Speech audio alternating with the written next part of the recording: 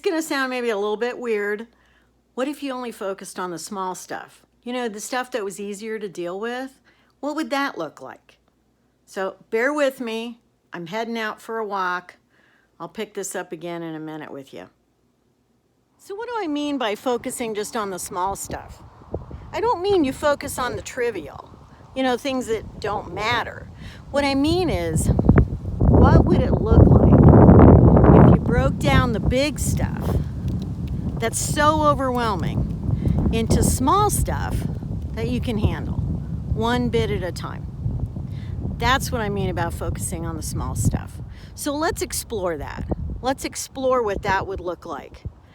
So how many of you out there have done like a to-do list, right? You make a to-do list of things you got to get done that day or that week or whatever. Waiting for a car to go by here. There, it went by. Anyway, when you do your to-do list, a really good way to do it is to write down a lot of really small things that are easy to accomplish, and get those done. And then you might have one or two bigger things on the list. But even if you have a big thing on the list, what's really good is to break it down into small parts, component parts. So let's say that one of the things on your list is you have to clean your bathroom. Okay. Now, if you just write on your list, clean the bathroom, that can seem really overwhelming because you got to do everything. You got to clean the toilet and the sink and the tub or the shower and the floor and the... So you break it down.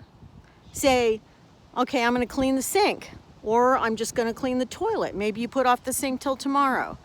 You break it down into small parts, and that way it doesn't seem overwhelming. Now, that's a really simple example, so let me give you a little bit more complex example here.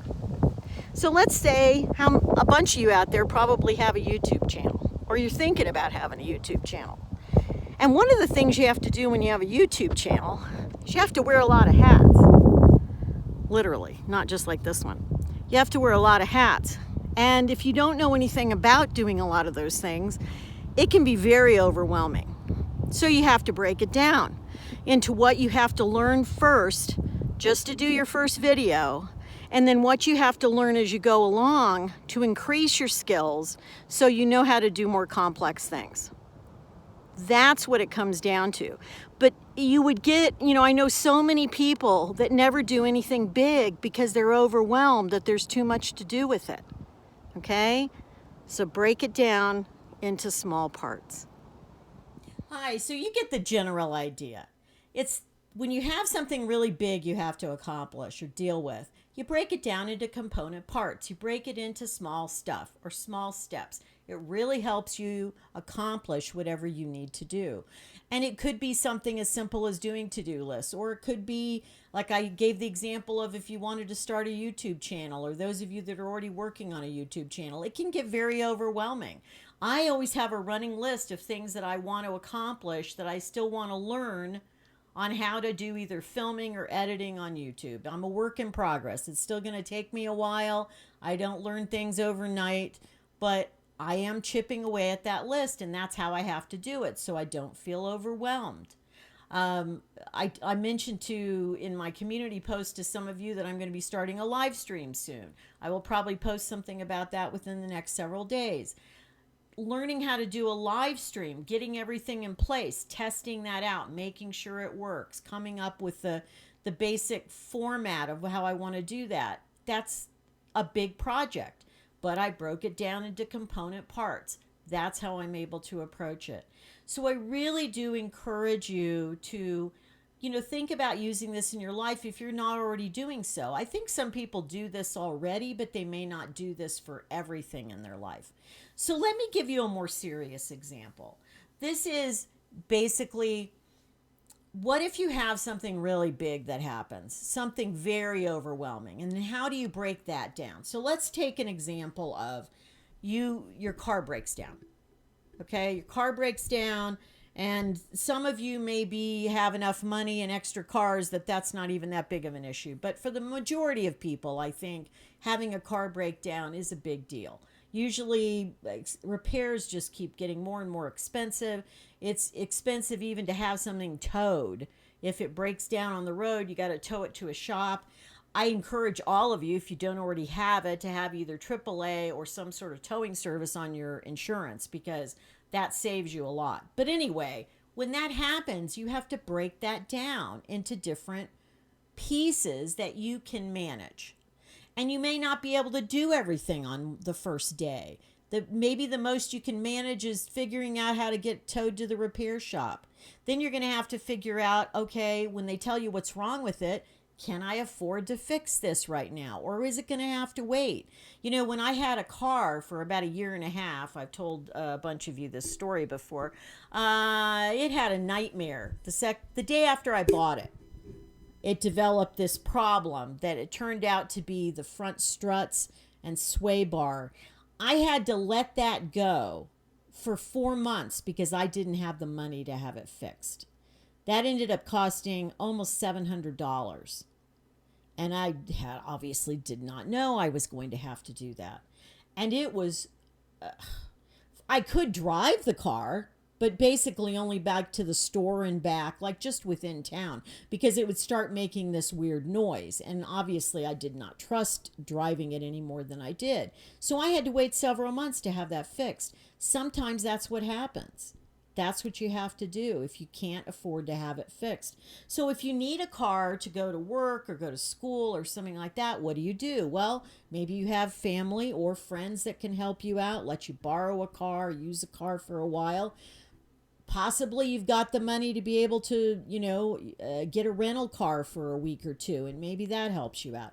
So, but you've got to break those down into steps and deal with them one at a time till you figure out what you need to do.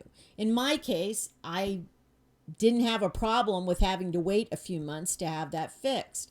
It was annoying, it was irritating, but I was able to do it. And so that's the kind of thing you have to figure out in the process. Sometimes you have to make concessions. Sometimes you have to do things a different way than maybe you would like to do in order to get them, to get whatever's done accomplished. So big things, little things in life can all still be broken down into small steps, or small stuff, as I call it. And so it helps anyone trying to get through stressors or issues in our lives. I know that I've done this most of my adult life, where I've broken things down into small steps. That's what got me through 2 graduate school programs. I remember when I was going through my master's program in anthropology, there was one month of, I think it was a fall semester, where I had 20 papers due in 1 month. In a 30-day period, I had to write 20 papers. Just take that in for a second. And yes, majority of them, probably 12 out of the 20, were only like 2-page papers. But those still took time. And basically I was having to write a paper or write on a paper every single day. How did I get through it? I made a list. When the papers were due, how long they were supposed to be, what they were on, what I was going to have to do to write the paper. In other words, not just have the time to write, but was I going to have to research anything? All of that I had to put onto a schedule, and I basically had to break it down into component parts. And when I got to the end of that month and I had written those 20 papers, I felt such a tremendous sense of accomplishment because I hadn't had to turn in anything late. I got them all done on time. Now, fortunately, I didn't have to do that most of the time when I was in graduate school, or I would have maybe had a little nervous breakdown or something. But it worked to use this kind of method on that, to break it down into small steps that I could do on a, maybe some steps in the morning, some in the afternoon, that sort of thing. So I really am a big proponent of this. I believe in it. I think it really helps deal with issues that we have to deal with in our lives. And most of us do have stuff. We have stuff that comes up all the time, stuff that comes out of the blue that we just go, oh great, now I have to deal with that. Break it down into small parts. It really does help. I really encourage you to try it if you're not already doing it. There's an old saying, I don't know exactly where it comes from, but the question is, how do you eat an elephant? Of course, I don't know why anybody would be eating an elephant. I'm just saying that, but the answer is one piece at a time.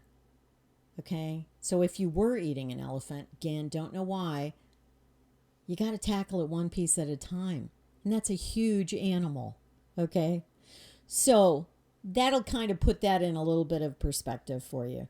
So hopefully this helps. Until next time, be well. Keep moving forward. Take care. Bye.